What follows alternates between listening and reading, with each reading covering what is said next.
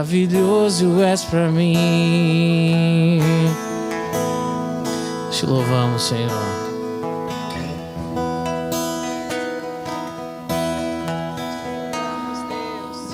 Aleluia. Eu quero convidar você a celebrar o nome do Senhor. Mas é importante sabermos nos colocar diante dele. Quero convidar você a celebrar a ele com júbilo.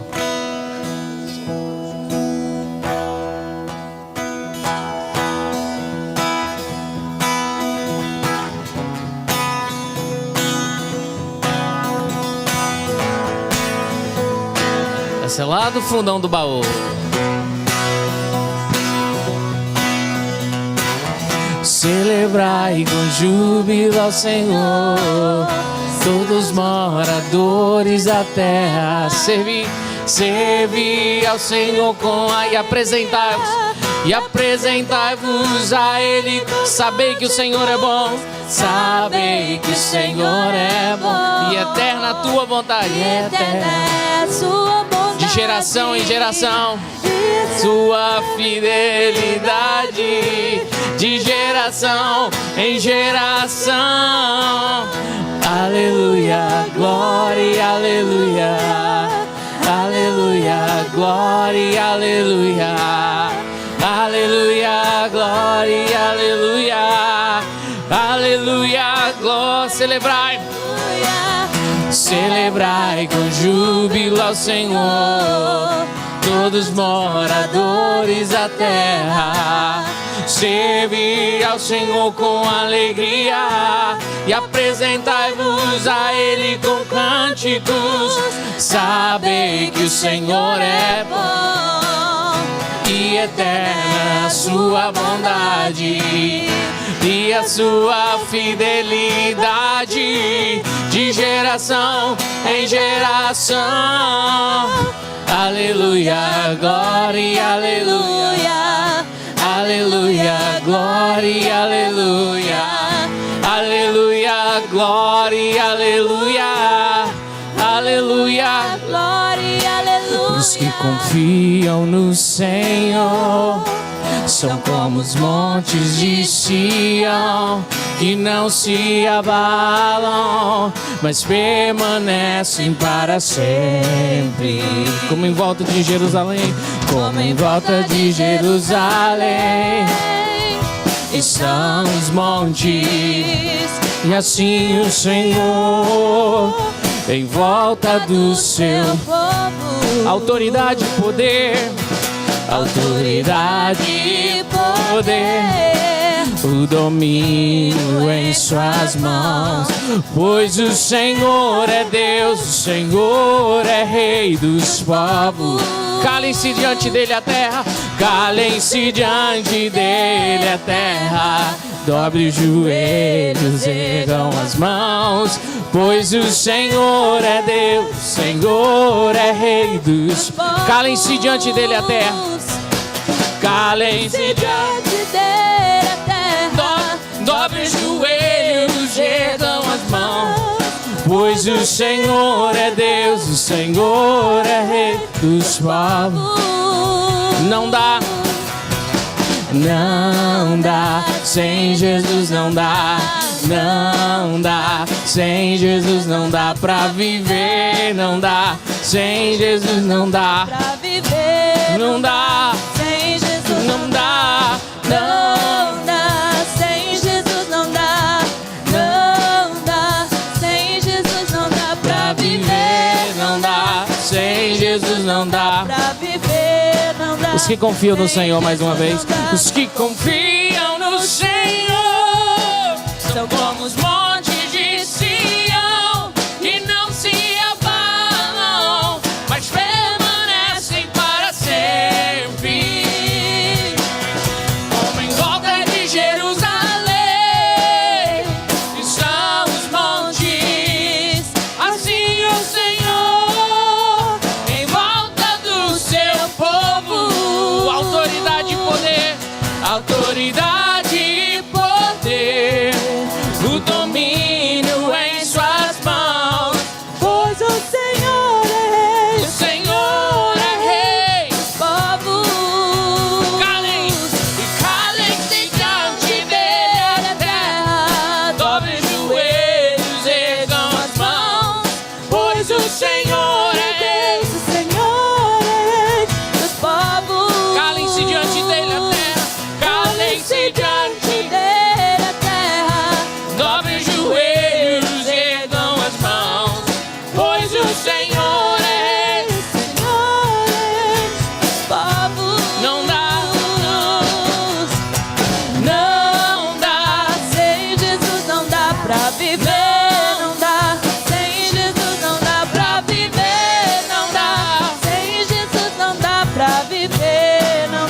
uma vez, não dá. Não dá.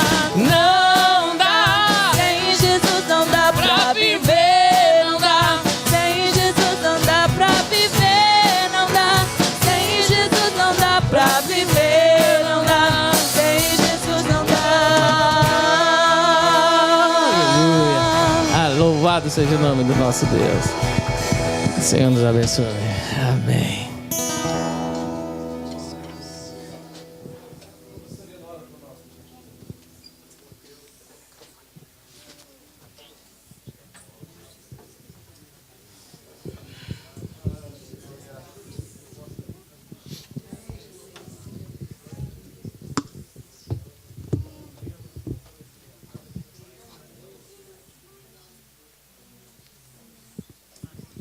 Amém. Meus irmãos, ainda em pés, Hebreus no capítulo 11.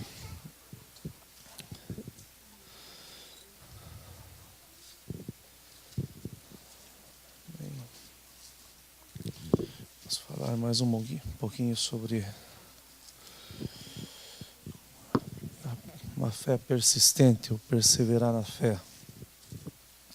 Hebreus 11, vamos ler o versículo 22. Depois nós vamos ler o 10:38. Amém? Pela fé José, próximo da morte, fez menção da saída dos filhos de Israel e deu ordem acerca de seus ossos. O 10:38. Diz assim: mas o justo viverá da fé, e se ele recuar, a minha alma não tem prazer nele. Amém? Podeis nos assentar, meus irmãos. Nós começamos falando a respeito da fé e especificamente sobre a vida de José na semana passada. Eu creio que nós somos até o ponto 2 ou 3. 2. Vamos passar mais 2 pontos hoje, se Deus permitir. Mas eu estou o dia inteiro com esse tema, com o 10:38 no meu coração, que é: o justo viverá pela fé. Nós temos acompanhado a igreja do Senhor, alguns há menos tempo, outros há um pouco mais de tempo. E o dia inteiro eu estou me indagando, porque já faz tempo que eu me indago. O que é ser justo hoje em dia? O que a igreja está falando a respeito de ser justo? A respeito da justiça? Para aqueles que conhecem um pouco as igrejas, as denominações e que visitam mais do que uma igreja, o que é bom a gente fazer, a gente vê que às vezes a injustiça predomina na casa. Eu tive o prazer ou o desprazer de participar de um culto no Brasil há um pouco tempo atrás, e quando eu cheguei na igreja me chamou a atenção os carros que estavam na porta da igreja. Só eram carros importados. E quando terminou o culto, os irmãos correndo para pegar o ônibus, e os carros importados eram do ministério da igreja. Eu não creio que isso seja justo. Eu não creio que tem pessoas que hoje em dia podem falar de justiça ou de ser justo nos púlpitos, quando seus salários são 40, 50 salários mínimos, e às vezes os irmãos não têm dinheiro para pagar a conta de luz. Às vezes precisa tirar uma oferta para comprar um bujão de gás. Infelizmente é isso que nós estamos vendo dentro da igreja. Eu estou falando da igreja no modo geral. Eu não sei o que é ser justo na mente de algumas pessoas. Eu não sei o que as pessoas estão passando à igreja com relação a ser justo. Talvez ser justo no preço ou no dar o troco. Talvez ser justo em alguma coisa que está exposta, está estampada. Mas assim como eu fico em dúvida o que a igreja está falando a respeito de ser justo, eu fico também em dúvida o que é viver pela fé. Porque hoje em dia parece que viver pela fé é você fazer uma carreira gospel. É você se tornar um pastor renomado, pregar nos grandes congressos e crescer nessa expectativa de ser alguém, de ser reconhecido, de ocupar os lugares grandes. Talvez isso seja viver pela fé. Mas eu sou de um tempo em que viver pela fé era você depender de Deus em todo o tempo. Você viver pela fé era você ter certeza que Deus estava no comando de todas as coisas. Viver pela fé nunca foi o fato de você se preparar teologicamente para ter palavras de Deus e usar os púlpitos, usar as tribunas e fazer cada final de semana a sua venda do seu material, você começar a viver disso e transformar o púlpito, transformar a palavra de Deus que é para ser dada de graça, porque ela vem de graça, e você agregar um preço nisso. Então as pessoas pagam sem dúvida nenhuma, porque as pessoas querem ouvir coisas boas, e tem pessoas que são maravilhosas em oratório. Mas eu fico pensando o que é viver pela fé na cabeça de alguns. E esses dias eu conversei com algumas pessoas e eu me assustei o que é viver pela fé. Porque viver pela fé parece que é você ocupar uma posição onde você vai subjugar as ovelhas. E daí onde você vai comer a lã, a gordura. E hoje em dia, se fosse ser reescrita a Bíblia, talvez eles colocassem chupar o sangue de canudinho. Porque estão tirando tudo da ovelha. Isso parece que é viver pela fé. Mas eu entendo que viver pela fé é a gente viver na dependência de Deus. Todos os dias. É a gente viver na certeza que Deus está no comando. É a gente ter a certeza que não é a gente fazer uma opção entre dar o dízimo ou pagar o aluguel, não. É a gente ter certeza que a gente vai dar o dízimo e que Deus vai prover para o aluguel. Isso é viver pela fé. E a palavra de Deus nos diz que aquele que vive pela fé, ele alegra o coração, ele alegra a alma de Deus. Então parece que hoje em dia a igreja não está mais cumprindo esse papel, nem de ser justo e tampouco de alegrar o coração de Deus, porque viver pela fé está se tornando algo raro. A Bíblia é clara quando ela diz que nos últimos dias, talvez quando Jesus voltasse seria difícil de se encontrar fé na terra. Nós já estamos vivendo esse tempo. A igreja está se tornando lógica, óbvia. Está se tornando fácil fazer os compromissos quando a gente tem números no papel.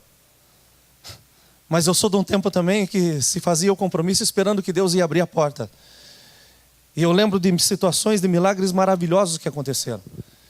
Eu lembro que um dia nós estávamos sentados na casa de um pastor, uma mesa muito grande na varanda, e nós estávamos de passagem, meu pai trabalhava, estava junto com o pai, e meu tio junto, e nós sentamos na casa, paramos na casa do pastor no meio do caminho, era um pastor muito conhecido, e o pai parou para conversar, para a gente orar um pouco junto.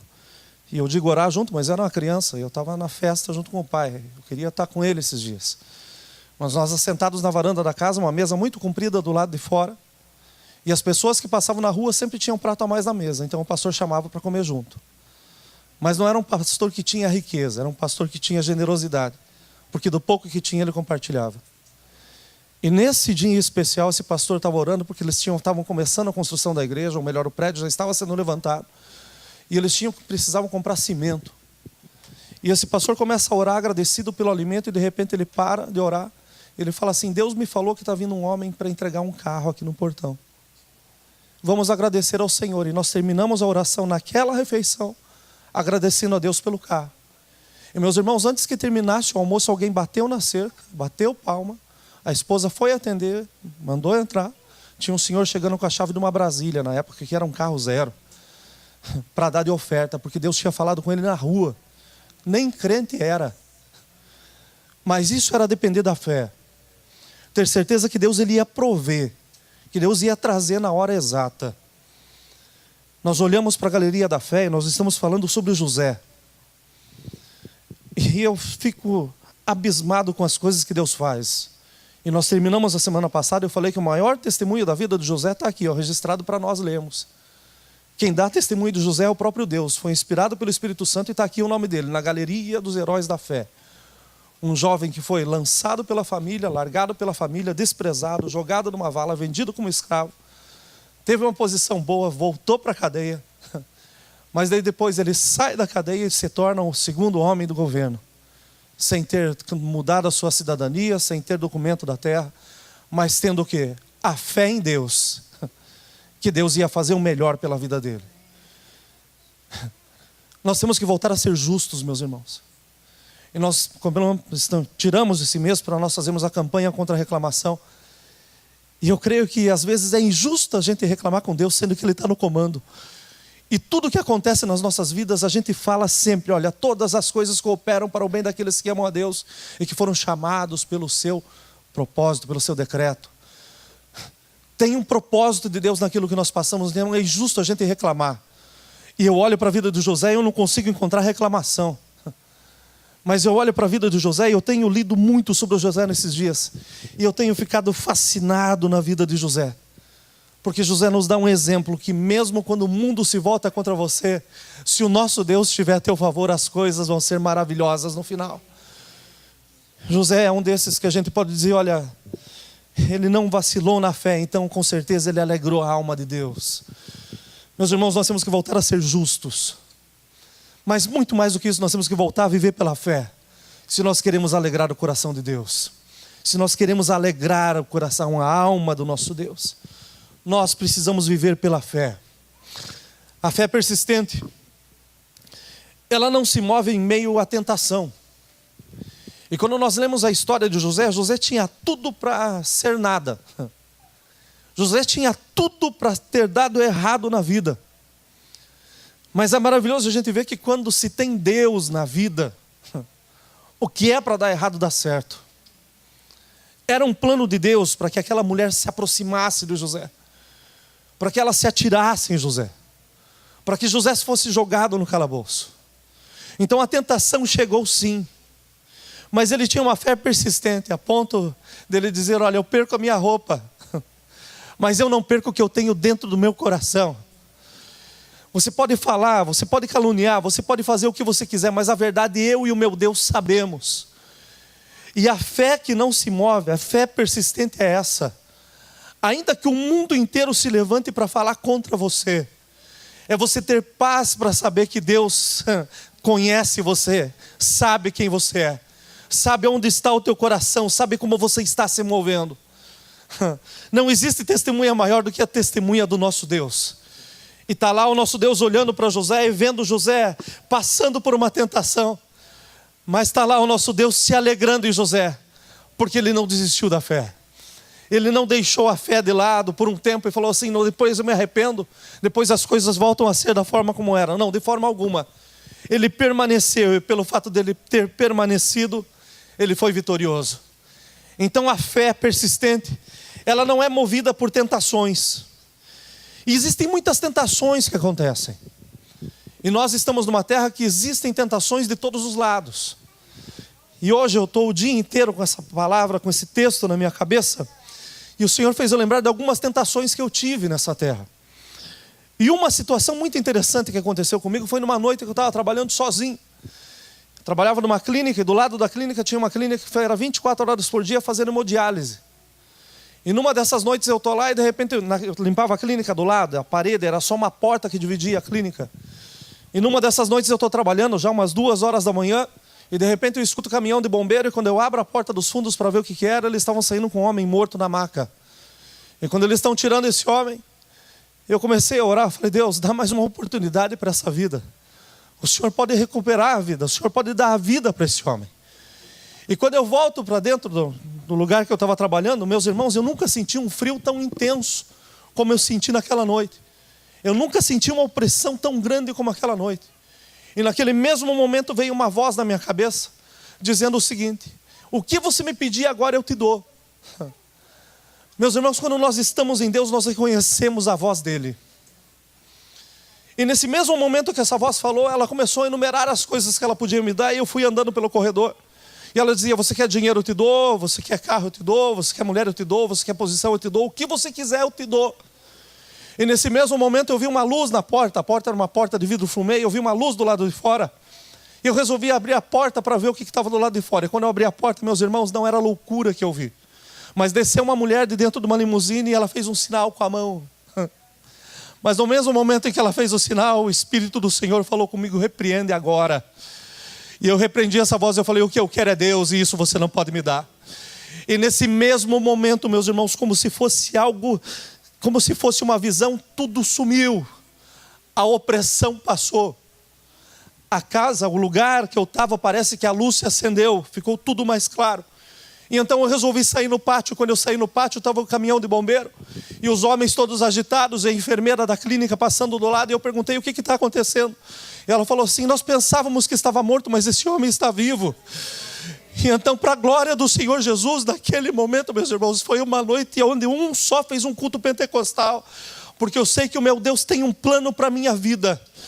Mas existem momentos em que chega a tentação, onde tudo está escuro, e quem está dando a tentação é o próprio inimigo. Mas quem dá o livramento é Deus, não existe outro. Então, se nós permanecermos em Deus, com certeza Ele vai nos dar o escape que nós precisamos. Aquele que persiste na fé, ele não é perturbado por causa de promessas que não são cumpridas.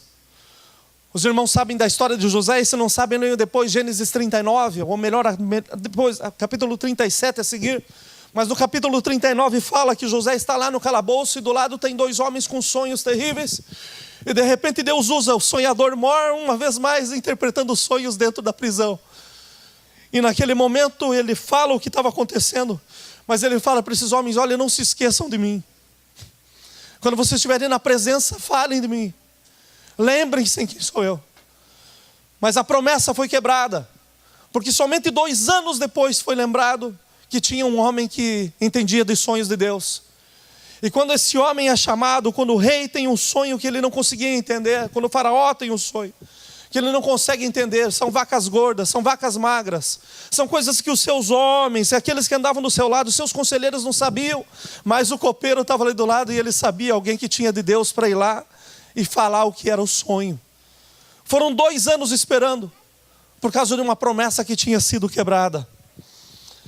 A fé persistente, ela não se baseia em promessas com homens. Ela não se baseia em compromissos firmados com homens, porque os homens mudam a sua palavra. Os homens mudam a sua posição. Mas se tem um que não se abala, que não se move, tem um que não arreda o seu pé, que quando fala está falado e cumpre o que diz, esse é Deus. E quando Ele fala, não importa onde nós estejamos, não importa quem foi que nos traiu, mas tenha certeza absoluta que se você permanecer nele, Ele vai fazer com que tudo venha à realidade. Meus irmãos, está na hora de nós voltarmos a viver pela fé, porque tem muitos homens prometendo. Nós estamos no meio agora, esses dias, em que homens começaram a prometer documentos de novo aqui na terra. Estão tentando enganar muita gente. Venham para cá porque aqui você consegue documento. Venham para cá porque aqui eu vou mudar a sua vida. E esses dias veio uma pessoa me perguntar: pastor, o que o senhor me diz? Eu falei: olha, se der certo me avisa que eu tenho uns 100 lá na igreja. Eu vou mandar todo mundo para lá, para ser abençoado e depois voltam. Não tem problema nenhum. A verdade é uma só. Os homens às vezes falam demais. Mas o nosso Deus nunca soube o que é falar e não ter poder para cumprir. E se Ele abriu as portas para que chegássemos até aqui, tenho certeza absoluta que Ele vai estar conosco até o fim. Se trouxe da forma como trouxe e abençoou até aqui, tenha certeza que Ele vai continuar abençoando, porque Ele é Deus. Promessas dos homens são quebradas, mas a palavra de Deus, ela não muda. Deus continua sendo eterno, suficiente, muito mais do que nós merecemos, e poderoso para fazer com que tudo aconteça. Uma fé persistente, ela não é influenciada pelos nossos pensamentos, pelos nossos momentos de razão. Porque fé, meus irmãos, não se explica. Não tem como a gente explicar fé. Temos o conceito teológico, temos o conceito na Bíblia. Fé, olha, eu firmo o fundamento. Mas me explique fé. É difícil, ou melhor, eu vou dizer que é impossível nós explicarmos fé. Mas é possível nós vivermos fé. É possível a gente estar cheio de Deus. Em nenhum momento da vida de José, eu encontro José ponderando sobre a sua situação, questionando o que estava acontecendo na sua vida, perguntando por que o haviam traído, por que uma vez mais haviam quebrado as promessas, por que tantas coisas estavam acontecendo. Eu não vejo em nenhum momento José fazendo isso, mas eu consigo ver pelas atitudes de José, que o tempo todo ele entendia que Deus estava com ele. Porque os passos de José, eles nunca foram para baixo. Os passos de José sempre foram para cima, por causa do seu testemunho. Não importa a posição em que você é colocado, não importa o lugar em que você é lançado, mas importa em quem você tem crido. A fé é que faz o diferencial. A fé não nos permite ficarmos tentando questionar as coisas, mas a fé nos permite nós confessarmos em Deus que já vemos o que vai acontecer. Eu estava orando ali, agradecido a Deus pelo milagre que aconteceu hoje no nosso meio. E a casa vai se encher de gozo esse final de semana, sem dúvida, porque o milagre é grande. Mas enquanto eu estava orando, agradecido a Deus aqui na frente, a Ebra e a Alicia estavam brincando e falando alto. E eu olhava para elas e falava: filha, Alicia, fala mais baixinho, meu. Passava um segundo, lá estavam elas com o volume dela, e fala mais baixo. A terceira vez que fui virar para trás, eu comecei a chorar. Porque é só pela fé que hoje eu tenho a minha filha do lado e que eu posso conversar com ela. Porque foram 18 anos esperando para que um dia Deus abrisse a madre e chegasse o presente dele nas nossas mãos. E o presente é perfeito. E se tem um lugar onde ela deve estar, olha, dormindo, brincando, falando, correndo, não importa, é na presença do meu Deus. Porque foi Ele que nos deu e foi para Ele que nós estamos preparando uma vez mais. Nós dedicamos a vida dela para Ele. Então é maravilhoso a gente permanecer na fé e a gente não se colocar nos nossos racionamentos. Será que não dá? Por que não está acontecendo? Quando que vai se cumprir? Vai se cumprir no tempo de Deus, no tempo do Senhor as coisas acontecem. E eu estava pensando nessa questão da gente tentar racionalizar a fé, da gente tentar racionalizar as coisas que estão ao nosso redor. E daí, enquanto eu pensava nisso, trabalhando com o meu aspirador, toca o meu telefone e veio o testemunho, meu irmão. Antes que a pessoa falasse, eu já sabia o que estava acontecendo, e a glória ao nosso Deus. Nós não temos que racionalizar as coisas, nós temos que ter fé. O Senhor falou, Ele vai cumprir. Não importa o tempo, Ele é Deus para fazer. O mesmo Deus que levanta, Ele abate. O mesmo Deus que exalta é aquele Deus que coloca, olha ali, quietinho. O mesmo Deus que mata é o Deus que dá vida. O mesmo Deus que dá sonho é o que faz o sonho ser cumprido. Então nós não podemos tentar racionalizar, porque Deus, eu sou tão pequeno, como que pode? Meus irmãos, não devemos olhar para nós, mas pela fé nós devemos olhar o tamanho do nosso Deus. Ele pode todas as coisas. Estava alguns anos atrás, nós estávamos num trabalho, lembrei disso hoje de tarde, pastor Vanderlei. Nós somos no último trabalho do Promise Keeper. Estava eu, o senhor, acho que o Jura também estava. Tinha mais alguns irmãos. E nós, na Igreja Batista, nós sentamos lá em cima, no fundo. O senhor está lembrado? Bem no final da igreja, bem em pé, bem no fundo. Apesar de não ter tanta gente, nós fomos lá para o fundo. E nós tínhamos sentado e quando começaram a cantar, meus irmãos, eu fiquei em pé e eu abri meus braços. E eu estou na presença do meu Deus e de repente eu vejo alguém batendo no meu ombro. E eu olho para trás, era um rapaz com o cabelo comprido, completamente fora de um padrão que nós colocamos, mas estava dentro do padrão de Deus. E esse rapaz olha para mim e fala assim: olha, Deus tem um plano com a tua vida, e esse plano vai começar a se cumprir no dia de hoje. E Ele vai fazer algo tão grande aqui que agora, na atmosfera do louvor, vai começar a mudar tudo. E no meio do louvor, meus irmãos, eu comecei a falar em línguas, outro começou no outro canto, outro foi no outro canto, e de repente veio o pastor da igreja, ele fez um pronunciamento enorme, o pastor da Igreja Batista, porque ele está falando da aliança que ele fez com uma igreja pentecostal, que era no mesmo bairro, falando assim: nós estamos lutando pelo reino do Senhor, e nós queremos que o reino do Senhor esteja unido. Meus irmãos, uma declaração daquela, de um homem com uma posição daquela, tem que ser Deus fazendo. Mas o que me chama a atenção foi o seguinte, que a palavra que esse rapaz me entregou foi tão grande, que eu comecei a racionalizar. Eu falei: esse daí bateu na porta errada. Esse daí devia ter batido no ombro do lado, talvez na frente, falado com o outro. Meus irmãos, Deus, Ele não erra o endereço. Ele sabe quem Ele chama. E se Ele chama, Ele capacita. E se nós somos pequenos, meus irmãos, o processo que nós passamos é porque Ele está nos aprimorando, para que quando chegue nós tenhamos condições de fazer e da melhor forma. Se José já tivesse saído da venda, tivesse saído da cova e já tivesse sido vendido do escravo e tivesse sido lançado ao governador, ele não estaria preparado, ele não teria a maturidade em Deus que ele precisava para tratar o povo com justiça. Mas ele foi preparado durante todo esse período. E quando ele chega na posição que Deus tinha colocado, meus irmãos, ele estava com o seu caráter formado, mas acima de tudo ele tinha testemunho para dizer: pela fé, eu cheguei aonde eu estou. É pela fé que eu permaneço aonde eu estou. Então eu posso entender por que o nome de José está citado na galeria dos heróis da fé. porque ele permaneceu, meus irmãos, e sem dúvida nenhuma, porque ele viveu pela fé. Então, Deus pode falar: eu tinha prazer nele, eu me alegro na vida de José. Deixa eu colocar o nome dele na galeria dos heróis da fé. Ele não foi um herói com espada na mão. Ele não foi um herói porque ele deixou a sua parentela, como fez Abraão, e disse assim: olha, eu vou para a terra que o Senhor está me mostrando. Ele não foi um herói porque ele fez algo extraordinário, no sentido de que todos nós olhássemos e dissessemos: isso foi José quem fez. Não, mas o que ele fez foi permanecer fiel a Deus em todo o tempo.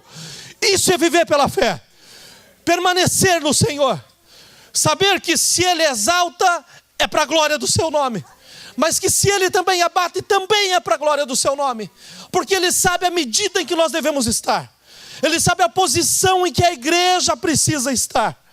Nós não podemos ser exaltados, nós precisamos ser humildes da presença do nosso Deus, e cabe a ele fazer a sua vontade e se cumprir em nossas vidas. Para terminar, eu olho esse texto e eu consigo entender que perseverar na fé é algo que não se limita ao tempo, mas que abrange os horizontes. Fazem milhares de anos que José morreu. Os seus ossos estavam sendo levados, a ponto de que, já após a sua morte, um tempo depois, já não sabiam quem tinha sido José. Mas o meu Deus falou: eu vou colocar teu nome para a eternidade, José. Ainda que a tua família não te reconheça, ainda que a cidade não coloque uma estátua com a tua face, ainda que você não saia todos os anos no jornal como um veterano, mas deixa eu te falar o seguinte: o teu nome vai estar na minha palavra, e todos aqueles que abrirem em qualquer lugar do mundo vão ver que a tua fé foi perseverante, José. Meus irmãos, se nós queremos deixar um legado para as nossas famílias, para os nossos filhos, para a geração que está se formando, o legado não deve ser que a palavra de Deus tem preço, mas o legado que a gente deve deixar é que pela fé a palavra de Deus pode ser multiplicada, que eles possam olhar para nós e entender que é possível sim, ainda no meio de um sistema que está completamente corrompido, um mundo que está completamente virado de ponta cabeça, é possível sim o justo viver pela fé e agradar o coração de Deus, fazer com que a alma do Senhor se alegre, que nós como igreja abramos os nossos olhos e começamos a viver a palavra do nosso Deus e entregar sempre a glória ao seu santo nome. Podemos passar o tempo e podemos atingir a eternidade. Em nome de Jesus, eu tenho certeza que isso vai acontecer em nosso meio, para os nossos filhos, na nossa geração. Que Deus os abençoe. Senhor, eu quero te render graças por esse pequeno tempo que nós tivemos, Senhor, para desfrutar da tua palavra. Mas a tua palavra é viva, Senhor. A tua palavra, Senhor, ela nos alimenta. E eu tenho certeza que nessa noite o Senhor veio trazer pão fresco, água límpida, Senhor, para as nossas vidas. Tenho certeza que tem alguém que está nos acompanhando, Senhor, que precisava ter os seus olhos abertos, o seu coração mudado. E é tempo para que a igreja mude, Senhor. Nós precisamos viver pela fé. E a fé de que o Senhor está no controle, no comando de todas as coisas. Não é a fé de que nós batemos e as portas se abrem, mas é a fé que o Senhor tem as portas que são para nós abertas. A fé de que o Senhor mesmo nos capacita, o Senhor mesmo faz, Senhor, com que nós sejamos melhorados a cada instante.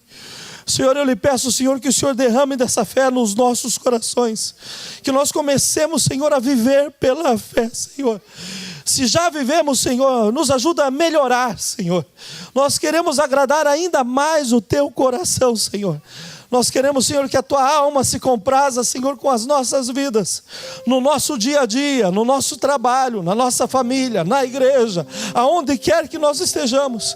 Nós queremos, Senhor, que o mundo nos olhe e saiba, Senhor, que é possível sim viver pela fé.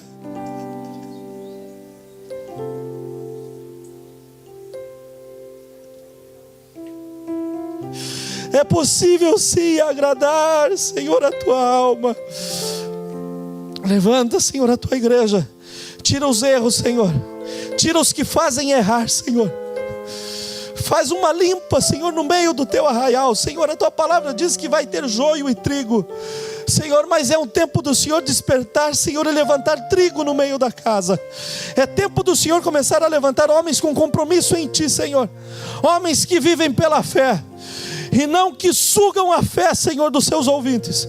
É hora do Senhor levantar, Senhor, homens e mulheres, Senhor, ao redor do mundo, para pregar um evangelho sem mistura, um evangelho genuíno, um evangelho, Senhor, que limpa, um evangelho que transforma, um evangelho, Senhor, que abre os olhos, Senhor, um evangelho, Senhor, que traz, Senhor, um coração puro diante de Ti, Senhor. Um evangelho, Senhor, que fala de arrependimento, um evangelho que fala de confissão de pecados, um evangelho, Senhor, que traz transformação, Senhor, pela Tua palavra santa. Senhor, nos dá o privilégio, Senhor, de vermos isso, Senhor, acontecendo. Trabalha no nosso meio, trabalha nas nossas vidas. Traz, Senhor, as Tuas promessas, Senhor, à existência. Não permita, Senhor, que nós venhamos, Senhor, a vacilar no meio, Senhor, da espera, enquanto as promessas não se cumprem. Senhor, que a nossa fé seja uma fé persistente, como foi a fé de José. E que no final da história, Senhor, ainda tenha muita glória, Senhor, para ser acrescentada, Senhor, ao Teu nome. Que as nossas vidas sejam, Senhor, vividas para louvor e glória, Senhor, Tuas. Nós oramos agradecidos no santo e precioso nome de Jesus Cristo. Amém e amém. Glória a Deus. Que o amor